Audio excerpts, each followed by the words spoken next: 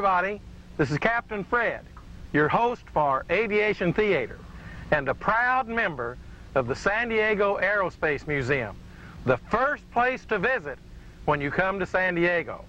We have a good program for you today, and we'll get started right after this important message.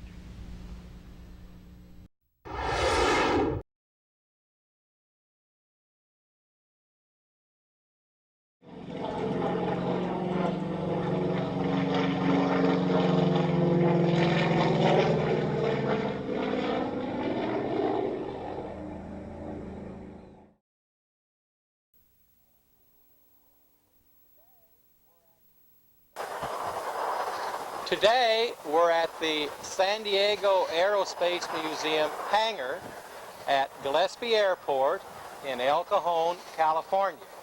And we're visiting with Jim Dalby, who was a C-47 pilot in World War II, flying over the Himalayas, over the hump, in the China, India, Burma campaign. Jim, welcome to Aviation Theater. Thank you. We want to start off by talking about the history of the DC-3 C-47. The conception of the airplane started when TWA, Trans World Airlines, went to Boeing and wanted their best airplane. What was that airplane they made? That was a 247. The 247. And Boeing said, we're full up, we've got back orders, we can't make any for you. The truth was that they were making those airplanes for United. Was it United? That's correct. And it wasn't well known, but they were actually, they had a partnership, or they had an interest in United. So they weren't about to make those airplanes for the competitor. That's correct. So Douglas said that he could make an airplane for them. And originally they wanted a tri-motor, but tell our viewers what they settled on. They settled on a twin. Well, both Wright and Pratt & Whitney had come out with some very new, powerful engines, and so Douglas convinced TWA that they should have a twin-engine airplane. And he made a couple of other innovations, too, with the wing. Well, of course, the wing was designed by Jack Northrop, and it was a very strong, very flexible wing. And it had wing flaps as well to lower the landing speed. And they made what was called the DC-1. That's correct. Bob Dale says that he soloed in a DC-1. That's how possible. Old he is. But there was only one DC-1 made. I think I've got Bob Dale beat. I was born in one. You were born in a DC-1. So they made one DC-1. Everybody was well pleased with it. And so they proceeded to make a DC-2. And the DC-2, well actually, before we move to the DC-2, the DC-1 exceeded the Boeing airplane that TWA wanted. It was faster and held more passengers. That's correct. So they made the DC-2, which was still bigger, and everybody just fell in love with that airplane.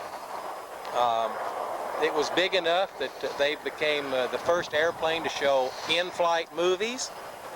And the Army ordered 3, and then they liked the 3 so much that they ordered another 18 with a modification. Tell our viewers what the modification was. Well, the modification basically was they had larger engines, and they had double doors for loading the cargo inside the airplane.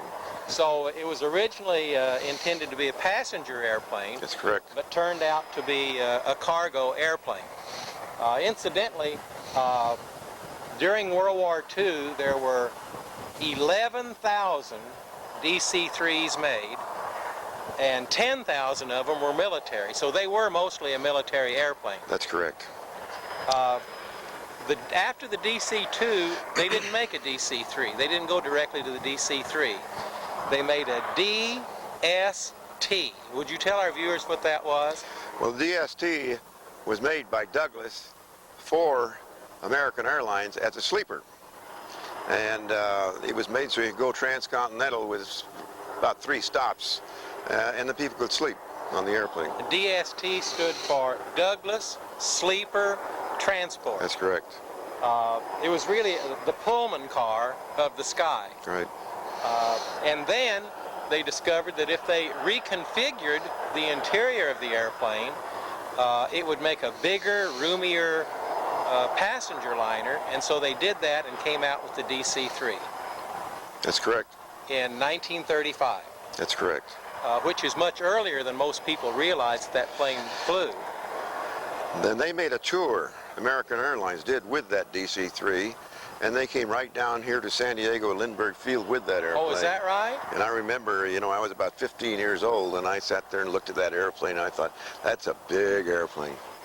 Well, it was for its day, yeah. So then it became the best and the most popular passenger ship for the airlines. It's the first airplane ever built that was able to make money for the airlines. Oh, is that right? That's correct. It was actually profitable. That's right. An interesting note for our viewers is that Japan made DC-3s before the war. Did they get a contract to do that, or how did they work? Well, they built them under license. Under license. Yes. Both the Russians and the Japanese built their version of a DC-3, which last October I was in China as a guest of the government, and I went to their museum, and I saw the American, the Japanese, and the Chinese, and the Russian DC-3s parked in a row. All three of them. Yes. Well, the Japanese made them then before the war under license. That's correct. Ostensibly as transport airplanes or passenger airplanes. Then later, they were actually used against the Allies. They put gun turrets in them and used them against the Allies. Russia used theirs. They built 1,000 of them, and they got another 700 from us in Lend-Lease. But in addition to transport, they discovered a new use for the airplanes, paratroopers. Would you tell our viewers about that? Well, the Germans kind of led off with the paratroop experiment. Well, I shouldn't say that, because the Russians did it many, many years ago, back in about 1930. But the Germans picked up on it. And of course, in the invasion of Crete with Junkers Ju-52 airplanes, the paratroopers created the turning point in the battle. And after that, the Americans thought it was a pretty good idea and really developed it. I've seen newsreels of Russian airplanes in the early 1930s, and they had straps, like on the old street cars. You would stand up and hold a strap. Yes. On the old buses and the old street cars. They had handhold straps like that on the wings of the airplanes. And the Russians, they were holding on to the wings of the airplane, and on a given signal, they would let go and slide off the wings. And right. That's how they used their paratroopers in the beginning. That's true. Well, with the outbreak of the war, the DC-3, incidentally, DC stood for Douglas Commercial. That's correct. The DC-3 became the military C-47, and the C stood for cargo. That's correct. Although, and this is something we want to bring out now, it was used for much more than just cargo. It was used, they were used as air ambulances, medevac. They actually had many hospitals in those. They were used originally. The Army used them as communication centers. Would you tell our viewers about that? Well, as far as the communication centers, they would have the airplanes with a great deal of radio equipment, as bulky and big as it was in those days, and they would fly over a battle area and transmit the various commands from the various areas. So because up in the air you had excellent That's reception. Right. The higher you get, the better your reception. That's correct. So spy in the sky is nothing new. That's right. In New Guinea, there was no place to deliver supplies to the Australians who were being driven back. And I guess that was one of the first places where they used the C-47s with parachutes and those double doors, because there were no landing strips, no place to supply them to, and so they flew over and shoved the goods out those double doors. Well, now, we did the same thing in Burma. The American and the Chinese and British troops were in Burma, and they would be in areas which no airplane could get to, which you couldn't reach on the ground hardly, and we fly down as low as 50 feet off the ground and to throw the stuff out, free drop it out, just throw it out. No parachute. No parachutes or anything else. That had to be things like food, like rice and something to eat. Now the hard equipment, we would have to fly a little higher, maybe 200-300 feet, and we'd throw it out, and it would, big parachute would open up and with a cargo chute. With a cargo chute and let it down. But you had to get very, very low and very, very slow, which puts you in a terrible position as far as Japanese machine gun fire. Because they know you're coming and they're sitting there waiting. They're sitting there waiting for you. Yeah. You just take a big breath and go in. So you were able to supply troops that were in an unsupplyable situation. That's correct. After that, you started flying the hump, That's the correct. Himalayas, and we want to talk a little bit about that because that was the China, India, Burma campaign. That's correct. And I'd like to direct our audience's attention that he's wearing a Distinguished Flying Cross on his lapel, and they give that to you for doing something extraordinary in the world of aviation, military aviation. So when you see somebody wearing the Distinguished Flying Cross, they don't just hand those out like popsicles. It's something special that you earn them. Tell us about that campaign, because after, was it Lashio that fell, or Kunming? Well, of course, the Japanese came in, and there were British troops on the ground in Burma, a few American troops, and the AVG and the RAF. The AVG was the American Volunteer Group, known as the Flying Tiger. That's correct. And they did a wonderful job in holding off the advance of the Japanese Air Force, but there was just too many Japanese on the ground and in the air. Like trying to hold back the ocean. That's right. Yeah. And so the Japanese landed in Burma and came through from Thailand and up through Rangoon and pushed their way north, and finally pushed their way clear to the top of Burma and cut off the Burma Road. Now, you've got to realize that the Japanese had completely encircled China, sealed it off, except for the port of Rangoon. And when they took Rangoon and went up into northern Burma and cut off the road that went from Rangoon into Kunming, China, they had sealed China completely. It was encircled. That's right. About that time, CNAC, which was China National Aviation Corporation, was flying in there at that time, supplying and carrying goods for the AVG, and they started flying across the mountains from India to Kunming, China. Now, to get from India to Kunming, you have to go across the highest mountains in the world. That's correct. The Himalayas. The problem was that the airplanes with DC-3s and C-47 weren't made to fly that high. So you had to fly between the passes. And you had to hunt for the passes. That's right, which made it somewhat difficult. Now, the CNAC did this for several months, and the general in charge, his name was Bissell, in charge of the American forces out there at that time, told General Arnold, and General Arnold told President Roosevelt that it's impossible to fly from India to Kunming. You're going to have to go from New Delhi up across Tibet into western China and come down that way. Which would triple the distance. Which would triple the distance, and the mountains are even higher. Now, one of the secretaries of Pan American, and Pan American was one of the owners of China National Aviation Corporation, was a good friend and would have dinner with Franklin Roosevelt on occasion. So he's talking to Arnold, and Arnold's saying it can't be done, and Franklin Roosevelt turns to General Arnold and says, I don't understand. I've been told that China National Aviation Corporation has been doing this for several months. So they came to us, and we trained the Army for several months, and then they started flying. Eventually, the Army overwhelmed and became absolutely huge. CNAC stayed basically the same, about 25 airplanes. So you had been doing it all the time that Arnold was telling Roosevelt that this couldn't be done. That's correct. You had been doing it. That's right. Now you've got to realize I wasn't doing it because I didn't get there in 1943. But CNAC that you flew with. That's right. Had been doing it. That's right. Yeah. When you said the name Bissell, I smiled because we did a program with Dick Rossi. That's right. Who was an ace with the Flying Tigers That's here right. a while back. And he told us that he taught the Chinese children how to say a little poem about Bissell. I can imagine what it was. So you trained the Army Air Corps at that time. We trained both the Army Air Corps and the RAF.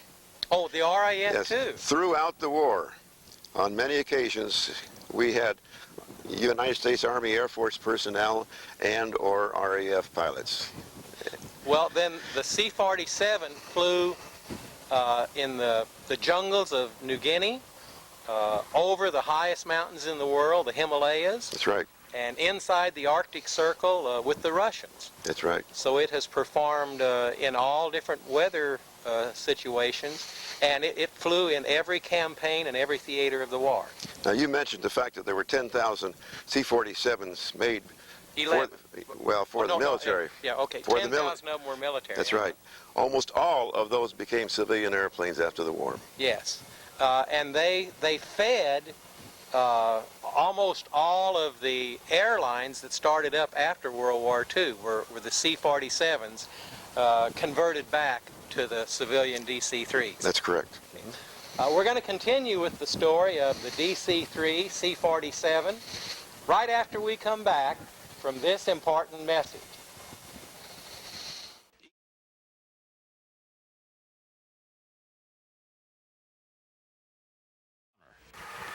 Welcome back to Aviation Theater. We want to continue telling the story of the DC-3 C-47. And Jim Dalby, tell our viewers about D-Day. There were over 1,000 C-47s in Operation Overlord.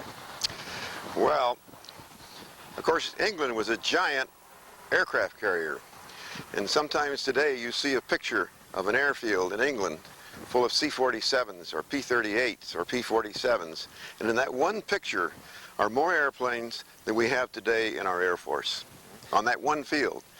As you say, they had thousands of these airplanes, not only carrying paratroopers in the airplanes, but each C-47 was carrying one or two gliders, which had jeeps and small tanks and tractors and troops in these gliders. At one point, they considered using the DC-3 or the C-47 itself without engines as a glider. Yes, that's true. In our museum, we have photographs of a C-47 with no engines that they were going to use as a glider, but it was too expensive.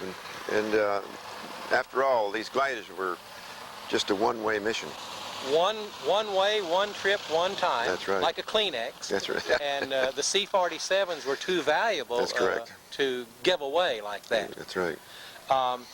In addition to that, after the war, DC-3 C-47s were used in Korea in the first days of the Korean War. Before they could mobilize the Hercules and some of the other planes, they actually still used C-47s in Korea. That's correct. Yes, the C-47 actually was the cargo airplane, frontline cargo airplane in Korea, because the C-130 was just beginning to come online at that time.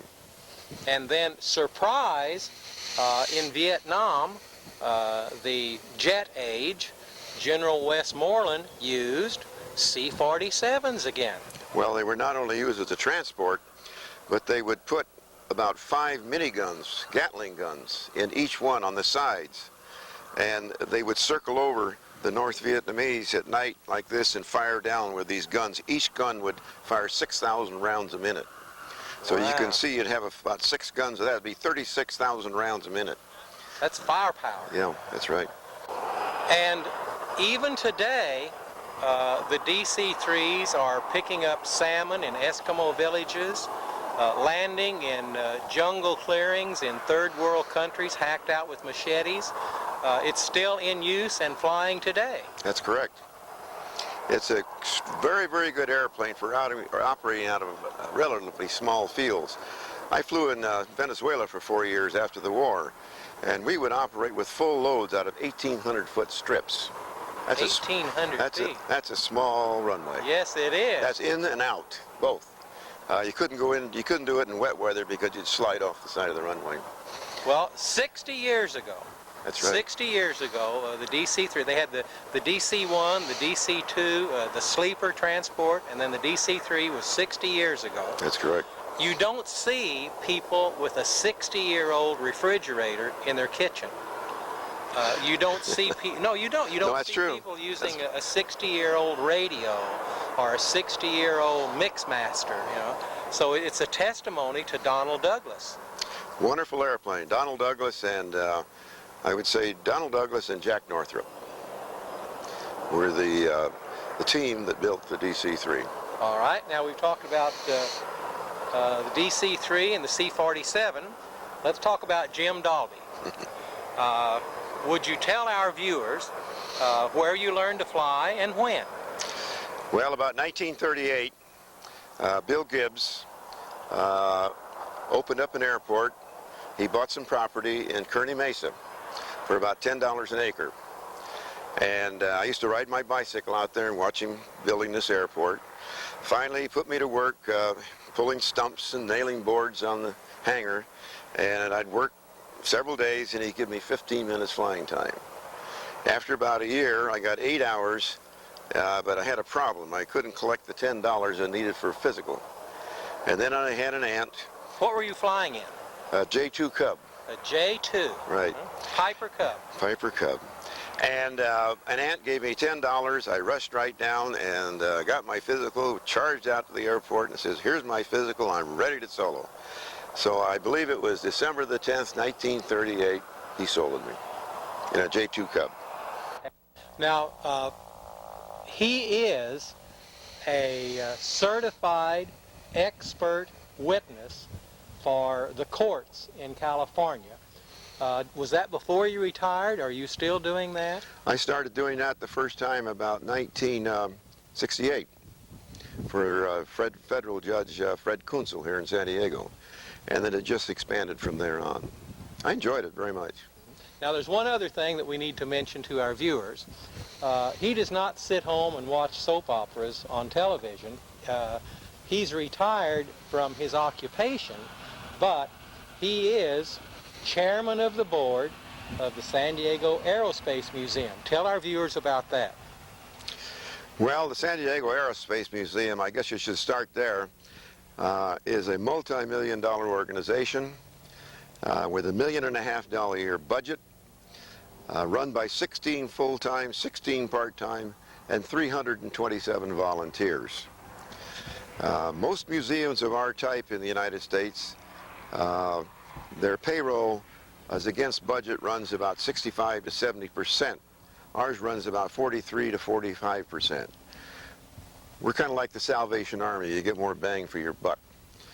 Now, this museum that we have here is the first aero-themed museum in the United States to be accredited by the National Association of Museums. Even before the Smithsonian? Even before the Smithsonian, the first.